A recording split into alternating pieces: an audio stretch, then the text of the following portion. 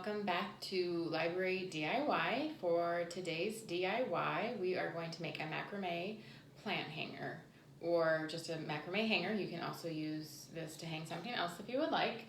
So this is something you could actually do with probably things that you can find around the house, but we also do have some of the supplies if you're interested. So for this DIY, you'll need a pair of scissors to cut your string. You'll need a string of some kind, either yarn. If you have macrame string, we have some of that as well. And then a pot or jar of some kind, again, something that you might have at home, or if you're interested, we do have these mini terracotta pots. So you can give us a call and we have a limited number, so we can give some of those out. We also do have some macrame string as well, so we're just offering that out if you're interested. You just need to let us know.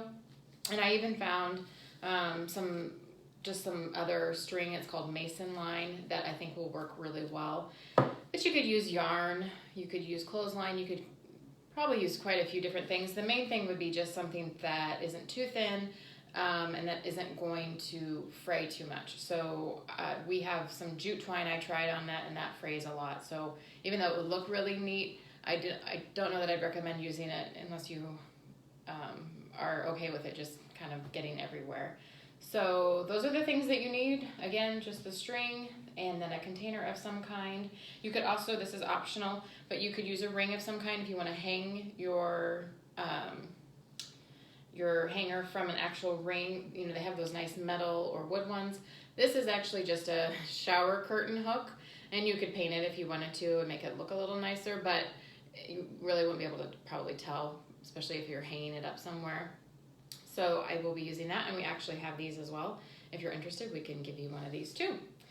So first step will be to determine how long you want your hanger to be, and then what you're going to do once you've determined the length of the hanger, you're going to cut 4 pieces of string or yarn, twice the length of your hanger. So I do have my 4 pieces of string, so I'm going to go ahead and spread those out, and then I'm going to try to make sure that they're about as even as possible.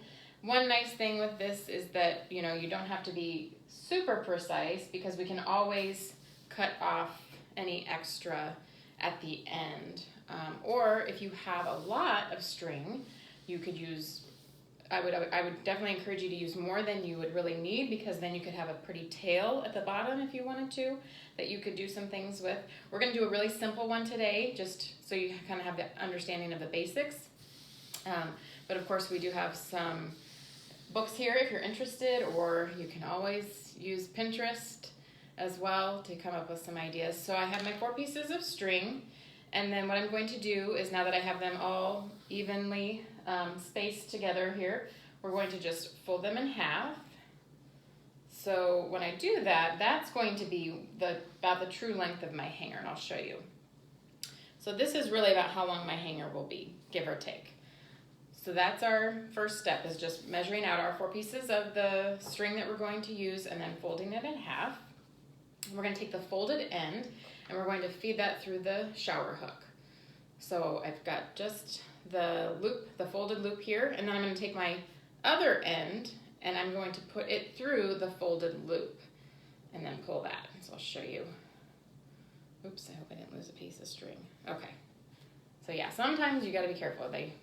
They don't always cooperate.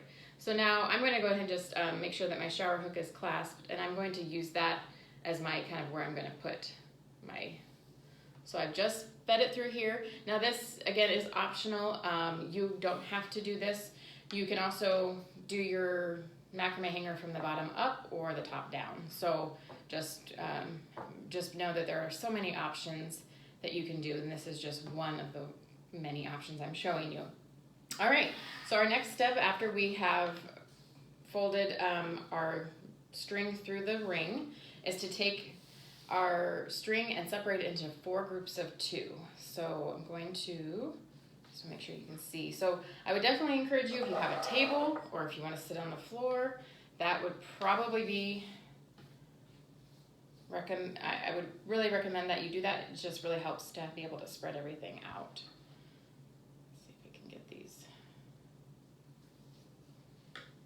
So again, just 4 groups of 2.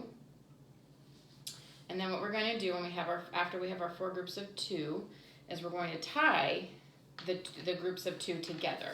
So we've got pairs, so the pairs are going to be tied together, and I'm just using a simple knot. And as far as the length down the hanger you would tie the knot, I'm going to leave that up to you. I'm going to go maybe a few inches, 2 to 3 inches. So again, that part is sort of up to each person. And I'm kind of doing mine just to be a little bit more quick here so you can just get the idea of how it will work. So I'm just doing a simple knot with each pair, and I'm going to make sure that, whatever length I do for each pair, it's the same. So that way that it'll hang pretty straight. Again, we can try to tighten knots. And one thing that's nice with this is that if you need to, you can untie a knot and fix it. So, it's not permanent or anything once you get going. So if you get this done in your first try, it's probably just a 15-minute or so project. And then if you have to redo, I'd still say it'd only be about 30 minutes. But that also depends on how complicated you'd like to get with there's some really cool knots that you can make, but I won't be showing you any of those. Unfortunately, we're just going to do the simple version today, but you never know, it may come back up in another DIY if this is something people would be interested in doing. And I would love to see your finished projects, so if you want to post to our Facebook page or share with us, bring it in. We would love to see what you guys have done. All right, so I have 4 groups of 2. So hopefully you can kind of see how I have it spread out here. And I can kind of just show you again, very simple knot, and I went probably actually a little bit more than 3 inches on each knot. But and one nice thing when I do this is that you can kind of check to make sure that your knots are even. So you can see I have one that's a little bit longer than the others. So I'm going to go ahead and redo that one before I go on to the next step. So that's kind of the benefit of laying it out, but then also you could do this if you wanted to. If you have a doorknob or anything you can hang it from, you could definitely hang it, and it might give you a more true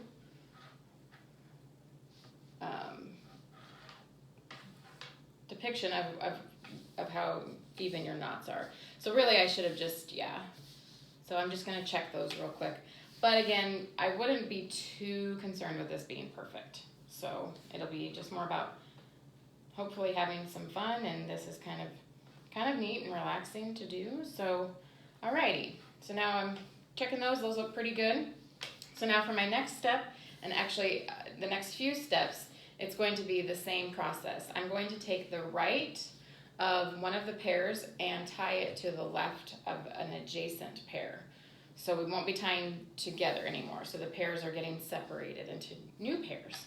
So I'm going to go ahead and spread out each one just so then I don't get confused, and sometimes you might tie the wrong one to another one. So I'm just going to start at the left and work my way around to the right here. And then again, I'm going to do about the same length as that I did before, and then I'm just going to try to make sure that each set is the same. So my first one will give me an idea of how to do my second one.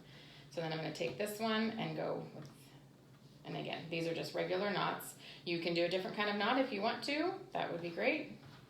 But just for time's sake, I'm going to do a simple one. Now also keep in mind, the more intricate your knot, more than likely, the more string you will need. So that's another reason I'm not doing a very complicated knot, just because I wanted to use less string. And then I'm just going to try to keep that somewhat. I like to keep it all spread out so I can make sure I don't lose track of where I'm at and what I'm doing. And so again, we're going to repeat this same step two more times. It's really kind of up to you how many sections that you want. It kind of comes down to preference and just how you want your hanger to look. But as you can see, hopefully here, it kind of gives it that netted look. So that's kind of neat. And then when we get closer here, we'll fit our pot into the bottom, which I'll show you how to do in just a moment. Okay, sure. Okay, so now that's my, technically my second set of knots. So I'm going to do one more set, and I'm going to do exactly the same thing. And I'm just going to be leaving enough string at the bottom to tie a knot at the bottom, to tie them all together.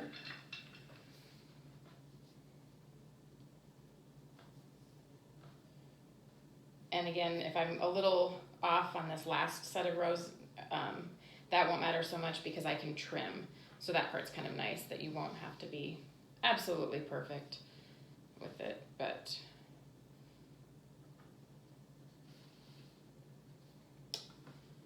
okay, so this is my last set of knots. I'm going to go ahead and tie.